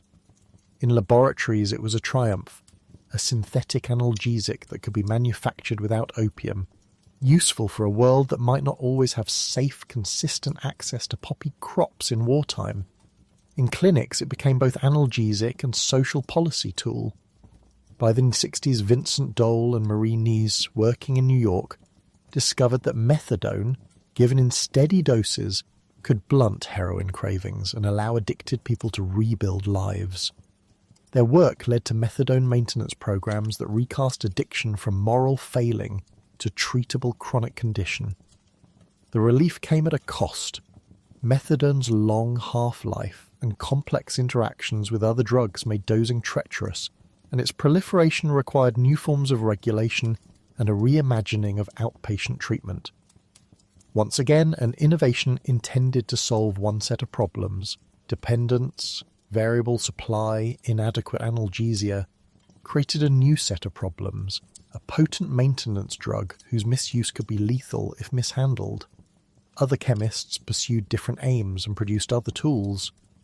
Meperidine, known in Anglo-American hospitals as pethidine, arrived around the middle of the century as a synthetic analgesic that looked and felt different under the tongue and in the syringe. Its neurotoxic metabolite limited long-term use. In the 1960s, a Belgian pharmacologist, Paul Janssen, introduced a synthetic called fentanyl, which was quietly magnificent in its potency. A molecule shaped to bind tightly and act fast, 100 times as strong as morphine and thus well suited to surgery, anesthesia, and the brief targeted suppression of severe pain.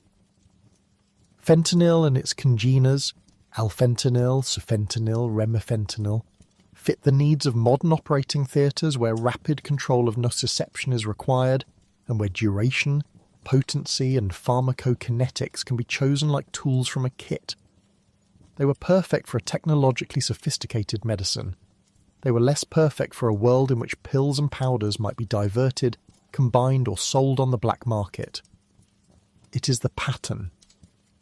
I said we would see again and again a pharmaceutical goal to refine analgesia, faster onset, fewer side effects, easier manufacturing, produces a molecule with a novel profile, and that novelty includes new ways for bodies and societies to misuse or be harmed by it.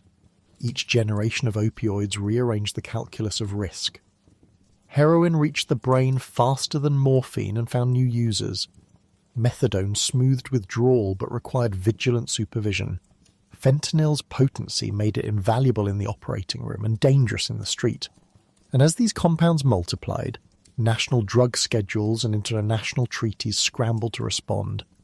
The law could restrict a known molecule, but chemists could always tinker at atomic edges to create molecular cousins that fell outside definitions, a cat-and-mouse game played in laboratories and courtrooms alike. This same pattern threaded through the second half of the century into the practice of medicine itself, where morphine, the old stalwart, kept a kind of battered dignity. In modern clinical work, morphine did not disappear. It simply assumed new roles and new rituals. Anesthesia began to rely on a broader pharmacopoeia for induction and for post-operative comfort, and yet morphine remained essential for acute pain control in emergency rooms, for titrated post-operative relief, and above all in palliative care, where its steady, time-honoured capacity to soothe severe suffering made it almost mythic. The World Health Organization's analgesic ladder, published in 1986, codified a simple and humane approach to cancer pain. Start with non-opioids for mild pain, move to weak opioids for moderate pain, and reserve strong opioids, morphine among them, for severe or refractory pain. That ladder was not a prescriptive law so much as a moral injunction. Treat pain, treat it aggressively enough to restore function, or at least dignity, and do not deny opioids to those in true suffering. In clinics from Massachusetts to Mumbai, this ladder became a framework that guided prescribing, education, and the slow expansion of palliative services. It was simple, and that simplicity mattered in places with few resources and in bustling hospitals alike. Clinically, morphine's administration matured into evidence-based choreography, titration by the minute in the emergency room, bolus and lockout strategies in patient-controlled analgesia, pumps on surgical wards, slow-release formulations for chronic pain when used at all, and intravenous infusions for palliative care when oral absorption was unreliable. Start low, go slow. Those three words have become a small liturgy in geriatric wards where pharmacokinetics are capricious and sensitivity to central nervous system depressants is high. For the elderly, the frail, and those with impaired renal function, morphine is to be dosed as if on a narrow bridge, measured and cautious. The pharmacology is unkind in detail but truthful. Morphine is metabolized in the liver into morphine-6-glucuronide and morphine-3-glucuronide, metabolites which tell a story about benefit and harm. M6G contributes to analgesia and yet accumulates when kidneys fail. M3G can provoke neuroexcitation and does not soothe. Clinicians learn to respect that chemistry. When kidneys falter, they consider fentanyl or methadone because those compounds, differently shaped, leave fewer dangerous residues behind. When the elderly complain of pain after surgery, clinicians give smaller boluses and wait to see if the dreadful thing will pass rather than drown a small, stubborn life in sedation. Titration strategies in acute care are practical and direct. For severe pain, intravenous morphine in measured boluses of a few milligrams may be given and repeated every few minutes until satisfactory analgesia is achieved, with conscious monitoring of respiratory rate and sedation. For ongoing infusion or PCA, the concept is to maintain effective plasma concentrations with the minimum necessary exposure. To avoid the oscillations that produce peaks of euphoria and valleys of withdrawal, and to make the patient an active participant rather than a passive receptor of opioids. In chronic non-cancer pain, the evidence base narrows and the clinical judgments widen. Long-term opioid therapy can work for some patients with neuropathic pain or degenerative disease, but high-quality trials have not demonstrated robust, durable benefits for many causes of chronic musculoskeletal pain, and the risks, tolerance, opioid-induced hyperalgesia, hormonal disruption, diversion, and the spectre of addiction loom large in the calculus. So clinicians rely on a suite of approaches: non-pharmacologic therapies like physiotherapy and cognitive behavioural therapy, adjuvant medications such as certain antidepressants and anticonvulsants for neuropathic pain, targeted interventions like local anaesthetic blocks, and, when opioids are used, formal agreements, regular reviews of function and pain scores, urine drug testing and prescription monitoring to catch diversion. The World Health Organization's ladder instructs and moralizes, but chaperones and constraints are now part of prescribing. Some institutions require pain agreements. Some clinicians mandate naloxone co-prescription for those on high opioid doses, and many hospitals use pharmacy surveillance to flag risky combinations, like benzodiazepines with opioids, which are a recipe for respiratory disaster. Palliative care, perhaps more than any other field, demonstrates morphine's human utility. In terminal cancer and intractable dyspnea, morphine reduces distress. It eases the breathing and the fear of breathing. On hospice wards in Nairobi and New York alike, morphine's presence is a comfort both literal and symbolic, and yet the global distribution of morphine is embarrassingly unequal. The same molecule that is routine in Western hospices is often scarce in low and middle-income countries, where regulation, fear of diversion, and logistical obstacles leave patients in needless suffering. The World Health Organization has long listed morphine on its essential medicines list precisely because it is inexpensive and effective. Policy efforts continue to try to unclench regulatory fist and let clinicians relieve pain without excessive bureaucratic hurdle. Those medical realities, the pharmacology, the protocols, the palliative imperatives, exist alongside a political and industrial history that in the late 20th century pushed opioid prescribing far beyond the narrow confines it once occupied. After the Second World War, medicine's attention to chronic pain increased. Pioneers like John J. Bonacker championed multidisciplinary pain clinics and argued that chronic pain should be treated as a medical condition deserving of consistent attention, not dismissed as moral failing.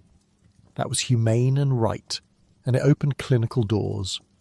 What followed was a convergence, like two rivers joining, of shifting medical concepts, evolving clinical guidelines, and an industry eager to supply solutions.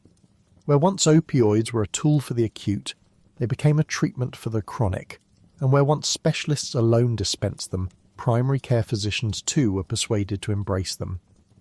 There were a few missteps that deserve blunt mention, because they were consequential. In 1980, a brief letter to the New England Journal of Medicine by researchers Porter and Jick noted that addiction was rare among hospitalized patients given narcotics. It was a 5-sentence communication about contextually limited data, but it became a totem, quoted as if a controlled trial had declared opioids benign. Some pain specialists in the 80s and 90s, convinced by clinical compassion and often by industry-sponsored rhetoric, argued that opioids could be safely and effectively prescribed for chronic non-cancer pain with appropriate safeguards. The evidence for long-term benefit was thin, but the enthusiasm was broad and the marketing more so. When in 1996 an American company named Purdue Pharma introduced a time-release oxycodone product and promoted it aggressively, the scales tipped. Sales representatives visited doctors. Continuing medical education events spoke of improved function and underplayed addiction risk.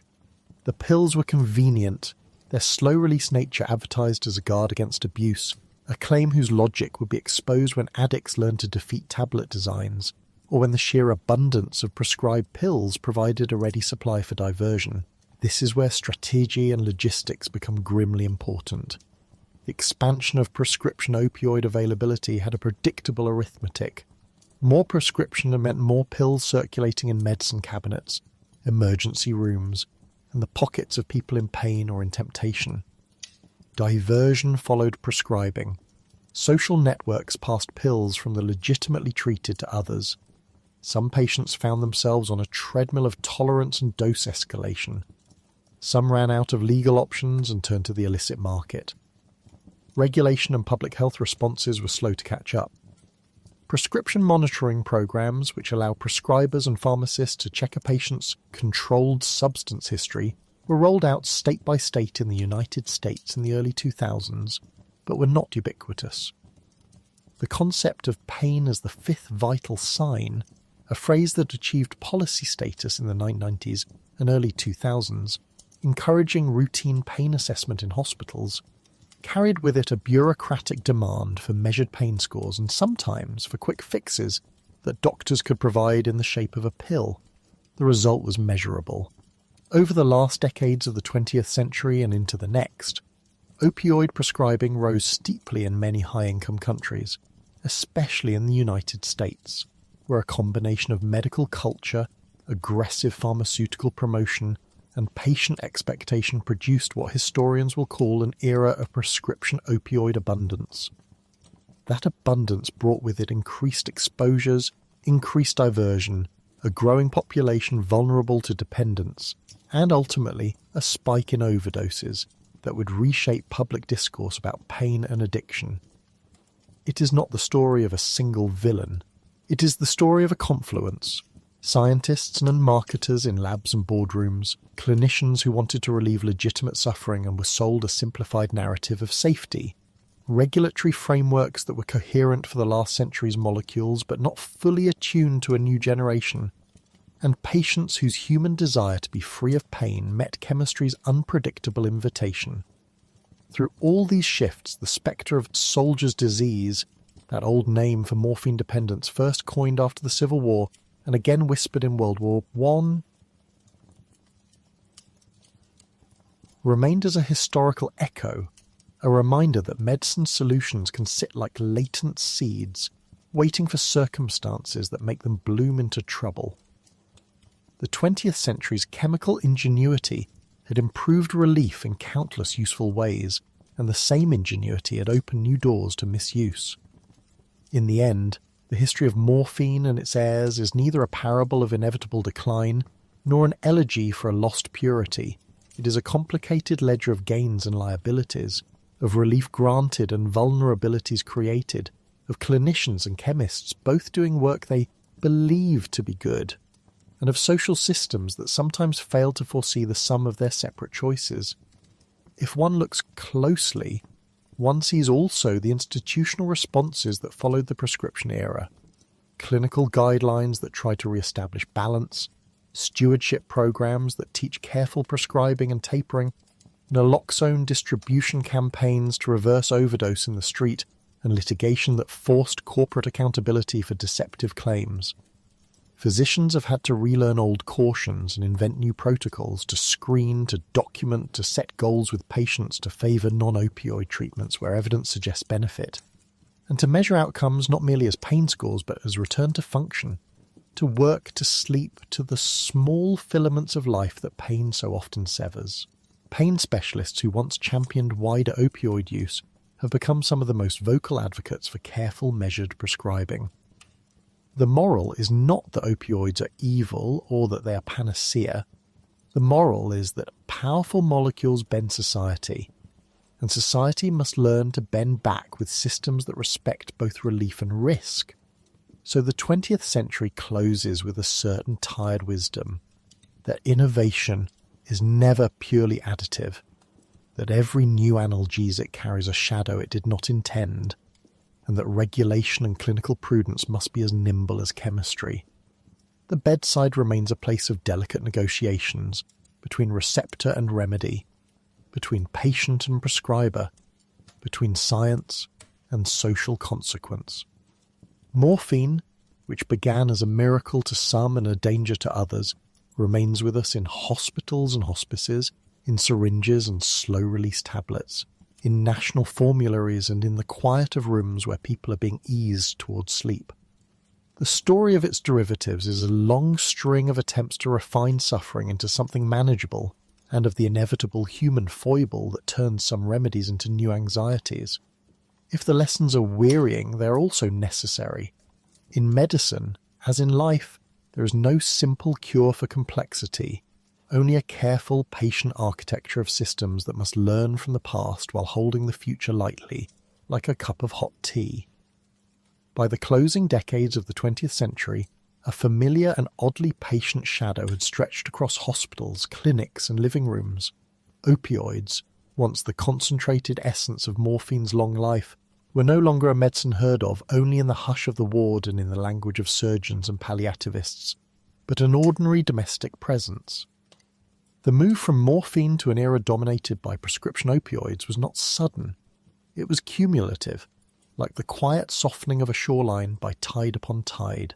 It had clinical arguments, voices in pain medicine declaring that chronic suffering deserved the same seriousness as cancer pain, and cultural ones, a rising emphasis on patient satisfaction and quality of life metrics that crept into accreditation standards.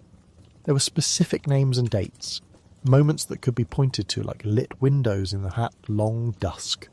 Russell K. Portnoy and Mariti Foley's 1986 paper arguing that carefully managed opioid therapy could be used for non-malignant chronic pain. The arrival of OxyContin from Purdue Farms in 1996. Its extended release promise packaged and marketed with gusto. The late 1990s campaigns urging clinicians to treat pain more aggressively, and the Joint Commission's late 90s insistence that pain assessment become routine, a fifth vital sign. These were decisions made in offices and boardrooms and in the slow corridors of medical culture, and then they reshaped supply, practice, and expectation. The consequence, as surveillance would make plain 2 decades later, was a 3-part crisis. Public health analysts, most visibly in the United States through the Centers for Disease Control and Prevention, began to speak of 3 waves of opioid-related mortality. The first wave, beginning in the 90s and cresting through the 2000s, was propelled by prescription opioids, oxycodone, hydrocodone, methadone used as analgesic therapy, whose sales and prescriptions rose sharply as prescribers and patients embraced them as safe and modern remedies for pain. The second wave, beginning around 2010, saw heroin replace prescription pills as the lethal opioid of the street, a substitution driven in part by changes in the legal supply, reformulations of prescription drugs that made them harder to crush or inject, tighter prescribing rules and state-level monitoring that constricted the more casual flows of pills, and the simple arithmetic that when a legal supply dries up, demand often seeks an illegal one that is cheaper and easier to find. Then the third and far more lethal wave arrived in the mid-2010s. Illicitly manufactured fentanyl and its analogues, tiny and terrifyingly potent molecules, folded into heroin, pressed into counterfeit tablets pretending to be oxycodone, or sold as powder or in capsules. Fentanyl's potency, often described in clinical literature as 10s to perhaps 100 times that of morphine, meant that a few grains could produce dozens or hundreds of doses, an economy of dosage that drove traffickers to favour it and public health authorities to watch in dread as mortality curves rose. This trajectory, prescriptions to heroin to fentanyl, was not purely American, though the United States became the most widely studied case, and the one whose epidemiology dominated headlines. Canada followed parallel lines, especially in provinces such as British Columbia and Ontario, where high prescribing rates in the 2000s preceded devastating outbreaks of fentanyl-related deaths in the 2010s. Australia and parts of Northern Europe saw increases in prescription opioid misuse and opioid-related harms, but the raw combination of massive prescribing, pharmaceutical marketing, and a porous illicit market made the US experience uniquely concentrated. The illicit supply dynamics were decisive. Fentanyl did not so much emerge as an alternative as it multiplied into the supply, adulterating what had once been heroin, turning cocaine and methamphetamine into more dangerous cocktails when mixed, and flooding counterfeit opioid pills manufactured in clandestine labs across Mexico and with precursors sourced through syndicates in Asia. The globalization of supply chains, chemical precursors shipped in small parcels, clandestine production in semi-industrial compounds, distribution through networks both conventional and online, gave the crisis a logistical cunning that made it harder to plug with local policy alone. Surveillance data told the story in cold, incremental numbers that, joined together, read like a ledger of loss. Mortality rose in waves. geographically concentrated in places whose social and economic fabric had frayed. Appalachia, parts of New England, industrial towns that had lost factories and the steady rhythms of daily work, communities where opioid prescribing had been high for chronic pain among miners, truckers, and other labourers exposed to injury. At first, the epidemic was described with a demographic shorthand that many commentators still use: white, rural, working-class, middle-aged men. That description was not wrong in its time, but it was incomplete and eventually misleading, because the supply dynamics and the entry of fentanyl changed who died. Once a drug of such potency began to contaminate urban drug markets and cocaine supplies, overdose mortality rose sharply among Black and Latinx communities in many metropolitan centres. The epidemic also broadened across age and gender. Young adults, women and older adults all registered rising rates of overdose at different moments, and the racialised patterns of response, treatment, incarceration, media framing, echoed older, uncomfortable truths about who society chooses to heal and who it punishes. Emergency responses evolved haltingly, and sometimes with an experimental quality, a trial and error of policy that mixed public health tools with law enforcement strategies. Naloxone, the opioid antagonist capable of reversing respiratory depression in minutes, moved from a niche hospital medication to a community lifesaver. Distributed to first responders, police officers, and increasingly to lay people by community organisations and public health programmes, naloxone became a talisman against the rising tide of deaths. Good Samaritan laws canvassed by state legislatures offered legal protection to those who called for help during an overdose, and standing orders, pharmacy-based dispensing, and public distribution programs expanded access. At the same time, prescription monitoring programs, state-level databases intended to track controlled substance prescriptions and identify doctor shopping, were rolled out, and many states enacted laws to limit pill mills and to require prescribers to check databases. The CDC's 2016 guideline for prescribing opioids for chronic pain was a notable inflection point. It offered concrete recommendations to reduce overprescribing, encouraged non-opioid alternatives, and later was invoked, sometimes misapplied, in efforts to taper patients off long-term therapy. Some of these supply-side changes were encouraged by litigation. By the late 2000s and into the 2010s, lawsuits against pharmaceutical manufacturers and distributors multiplied, accusing companies of misleading the medical community about addiction risks and oversupplying opioids to pharmacies in suspicious patterns. Those legal battles, culminating in settlements and bankruptcy filings for companies like Purdue in the late 2010s, held corporate actors to account in the public imagination, although the reparative impact on public health infrastructure and communities has been uneven and delayed. The market's return to heroin after prescription reformulations illustrates the principle, so often true in drug policy, that supply restriction without broad access to treatment can shift harm rather than eliminate it. When OxyContin was reformulated in 2010 to resist crushing and injection, many users who had grown dependent found that their accustomed supply had become unreliable. For some, heroin was a cheaper and more accessible substitute, and heroin's street economy was ready to meet demand. Then fentanyl arrived like a shape-shifting predator. Illicitly manufactured fentanyl could be produced in small, efficient labs and smuggled in small quantities that translated into huge numbers of doses. It could be pressed into pills that imitated prescription opioids so convincingly that users who had once trusted the brand name of a pill might swallow a tablet containing no oxycodone at all and nothing but a lethal dose of a synthetic opioid. The speed with which the drug supply changed was one of the great practical challenges for public health. Surveillance systems, medical examiners' reports, toxicology labs, hospital emergency departments, and the sentinel monitoring of law enforcement often lagged weeks or months behind the real-time shifts in what was being sold on street corners and online. That lag meant that communities could be blind to an incoming wave until it had already claimed lives. By the time the third wave had fully flowered in many urban centres, the crisis demanded a response that was no longer purely clinical. Overdose prevention required new logistics.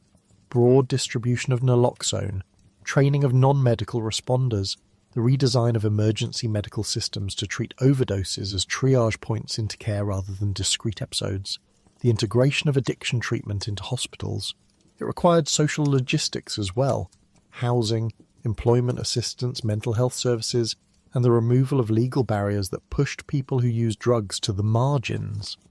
It also required an unglamorous kind of surveillance, the expansion of toxicology capabilities to identify fentanyl analogues, the coordination of data across jurisdictions, the sharing of early warning reports so that public health officials could warn hospitals and clinicians of an influx of more potent substances. The paradox, cruel in its simplicity, was that what saved many lives in the moment, naloxone rapid emergency response, did not by itself solve the underlying drivers of dependence and the social vulnerabilities that sustained it. Out of these horrors and logistical failures, a body of practice and research slowly matured. What would come to be known as harm reduction and medication-assisted therapy took on new urgency and broader acceptance. Methadone maintenance had been around for decades since the 1960s, established as a treatment for heroin dependence that reduced illicit use and criminal activity and improved social functioning, though its availability was tightly regulated and often stigmatized. Buprenorphine, approved in the United States in 2002 following the 2000 Drug Addiction Treatment Act that allowed for office-based prescribing, offered a partial agonist alternative that could be prescribed by trained physicians outside of specialized clinics. It promised greater accessibility, though early regulatory constraints such as the X waiver and patient caps limited rapid scale-up. Naltrexone and its extended-release formulations provided an opioid antagonist option for some patients, and the suite of medication-assisted treatments, methadone, buprenorphine, and naltrexone, accumulated a strong evidence base. Observational studies and randomized trials in many contexts showed these medications reduced illicit opioid use, improved retention in care, and most importantly lowered the risk of fatal overdose. Harm reduction measures that once faced fierce resistance gradually won scientific vindication, and in places, political acceptance. Syringe service programs, first instituted in the 1980s in Western Europe and then adopted in North America in the 90s, reduced HIV transmission among people who inject drugs and provided points of contact for offering treatment and other services. Supervised consumption sites, small staffed rooms where individuals could use drugs under medical observation, became a lightning rod in public debate. Yet the empirical record in cities like Vancouver, where Insight opened in 2003, showed reductions in overdose deaths within the facility, higher uptake of detox and treatment services by patrons, and no clear increase in local crime. Those outcomes did not end political controversy, no public health measure ever entirely does, but they reframed the conversation away from moral judgment and toward evidence about what measured reductions in mortality and morbidity look like. The policy debates have often pitched harm reduction against punitive strategies, and the clash is as much morale and symbolic as it is practical. In many countries, the war on drugs model, criminalize, incarcerate, disrupt supply, remains politically easier to sell than a program that gives free sterile syringes, hands out naloxone, or offers medically prescribed heroin to certain treatment-resistant patients. Yet the evidence from Portugal, which in 2001 shifted from criminalisation to decriminalisation for possession of all drugs and invested heavily in treatment and harm reduction, is frequently invoked as a corrective. Overdose deaths, HIV transmission rates, and problematic drug use decreased in the years after reform, even as broad-based recreational use did not skyrocket. Switzerland's experimental programs of the 90s that included heroin-assisted therapy with medical-grade diamorphine and low-threshold services in several cities brought down crime, improved health outcomes, and provided a model for targeted, compassionate responses to entrenched dependence. Canada conducted clinical trials, including the North American Opiate Medication Initiative, NAOMI, in the mid-2000s and subsequent studies that showed heroin-assisted treatment could be effective for highly refractory cases. All of these examples encouraged a rethinking of what public health instruments might do when untethered from punitive logics. barriers to scaling up best practices have been stubborn, and many are administrative or legal rather than technical. Methadone is still delivered under highly regulated dispensary systems in many countries. Buprenorphine prescribing has been constrained by training requirements, caps on patient numbers, and stigma in the medical profession. Many jurisdictions permitted syringe service programs but restricted federal funding for them for years, hampering their reach. Supervised consumption sites have continued to face legal challenges in the United States under federal statutes that make maintaining a place for drug use a felony in the eyes of some prosecutors. As a result, some cities have been forced into creative workarounds or slow judicial fights to open services that public health experts say save lives. Stigma among clinicians, law enforcement, and the public remains one of the most pernicious barriers because people who need care are often those most affected by social shame and fear of legal consequences. In the years of crisis, pragmatic policy changes sometimes arrive through unusual vectors. The HIV epidemic had already taught public health that reducing needle sharing saved lives. The fentanyl crisis taught it that distributing naloxone broadly and training non-medical responders to use it would bend mortality curves. During the COVID-19 pandemic, a second set of pragmatic adaptations occurred. Regulators relaxed rules to allow telemedicine initiation of buprenorphine, and many places increased take-home doses of methadone to reduce clinic crowding. These changes, implemented as emergency measures, demonstrated that long-standing regulatory strictures could be loosened without catastrophic outcomes, and they provided ammunition for advocates seeking permanent reform. They also revealed programmatic constraints. Telemedicine can reach people with phones and stable addresses, but the most marginalised, those experiencing homelessness, severe mental illness, or chronic poverty, need in-person wraparound services that are not easily substituted by a video visit. Evidence accumulated steadily that some of the strategies favoured by harm reductionists worked. Medication-assisted therapy reduced overdose mortality. Naloxone distribution saved lives at the community level. Syringe services reduced HIV and enabled engagement with care. Supervised consumption sites reduced death at the site and linked people to social and medical services. These are not matters of ideology but of outcome. They do not erase the complexity of dependency nor the legitimate desire of clinicians to prevent iatrogenic harm. Yet the best practice recommendations distilled from observational studies, randomized trials and program evaluations have clear contours. Expand access to evidence-based medications, remove needless regulatory obstacles that prevent clinicians from prescribing them, distribute naloxone widely, provide sterile injecting supplies, and create low-barrier pathways from harm reduction services to treatment and social supports. The debate, therefore, is less about whether these tools work and more about how society chooses to allocate resources, alter laws, and accept certain forms of management of risk. Some political actors have preferred a narrative of criminality, more policing, more incarceration, which often sidelines the health system investments that would bring sustained reductions in mortality. Other actors, mindful of the failures of supply-only approaches, advocate for a public health path. Universal availability of medication-assisted therapy, sustained funding for syringe programs and supervised consumption, and bold moves like safe supply pilots, programs that provide regulated, pharmaceutical alternatives to illicit fentanyl for highly at-risk individuals. Evidence for safe supply is still accumulating, and jurisdictions like British Columbia have mounted experiments during the worst waves of their outbreaks. The ethical justification is simple. When the unregulated supply will likely kill, provide a safer regulated alternative while building pathways to social supports and recovery. That transition from immediate crisis response to a longer-term reframing of addiction and pain management leads into the most reflective part of the story.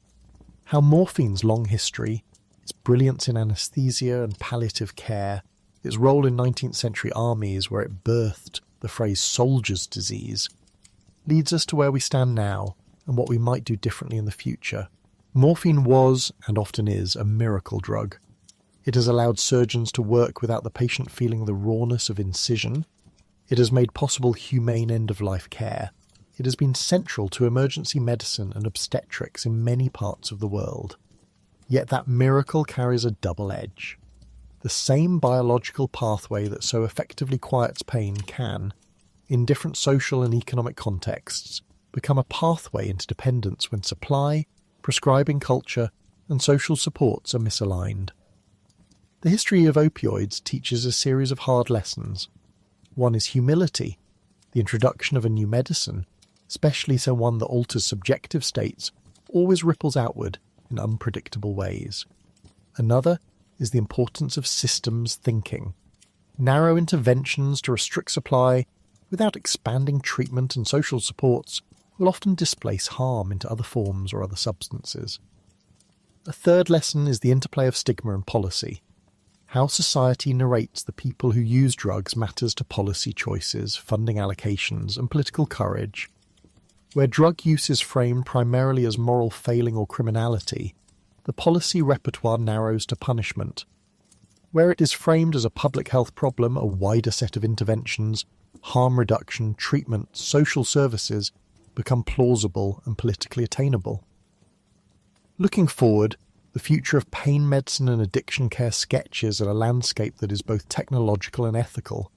On the pharmacological front, researchers have been exploring biased agonists, molecules designed to preferentially activate certain intracellular signaling pathways at the mu opioid receptor, thought to produce analgesia while minimizing pathways associated with respiratory depression and tolerance.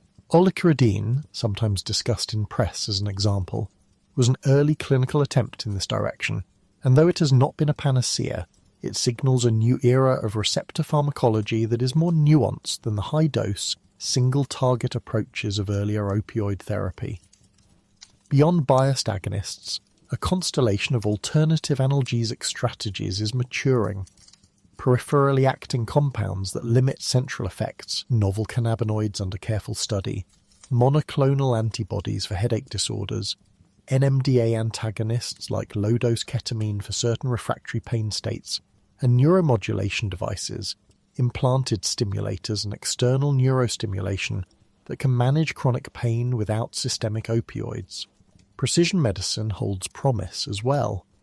Better phenotyping of pain states, more reliable biomarkers and pharmacogenomic testing could help clinicians predict who is likely to respond to an opioid and who is at greater risk of adverse outcomes. Decision support tools embedded in electronic health records linked to prescription drug monitoring programs can help clinicians make safer, evidence-informed choices about when to initiate or continue opioid therapy. But technology alone will not answer the social questions that underlie much of the burden of addiction. Housing instability, untreated mental illness, economic precarity, and social isolation. Policy reform, therefore, must remain central. The future that seems most humane and practical is one that balances two imperatives that have seemed at odds: guaranteeing timely and effective relief for those with serious pain, cancer, acute post-operative pain, severe trauma, while preventing the development of iatrogenic dependence and rapidly identifying and treating those who develop opioid use disorder.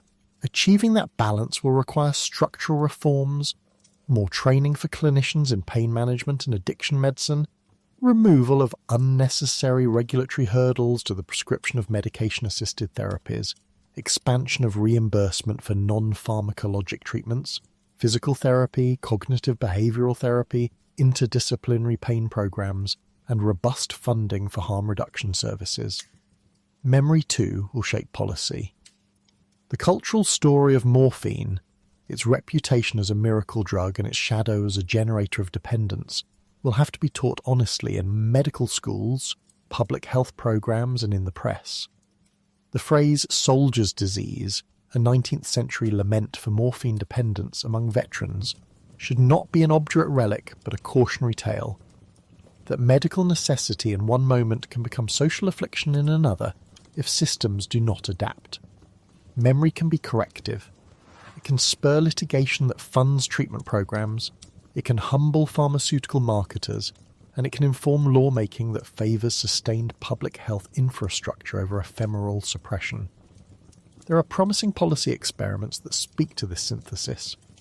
Decriminalisation in Portugal, expanded safe supply pilots in Canada, heroin-assisted treatment programs in parts of Europe, and widening availability of naloxone and buprenorphine in the United States all suggest different ways societies have sought to square care with control. Each of these experiments is messy. Each carries trade-offs and political risk. But what unites the most successful initiatives is an ethic of inclusion, treating people who use drugs as subjects of care rather than objects of isolation or punishment. If there is a final practical note to this long story, it is that the work of balancing access to pain relief with the prevention of harm is not a one-time engineering problem, but an ongoing governance task that requires vigilance, humility, and the willingness to learn from both data and lived experience.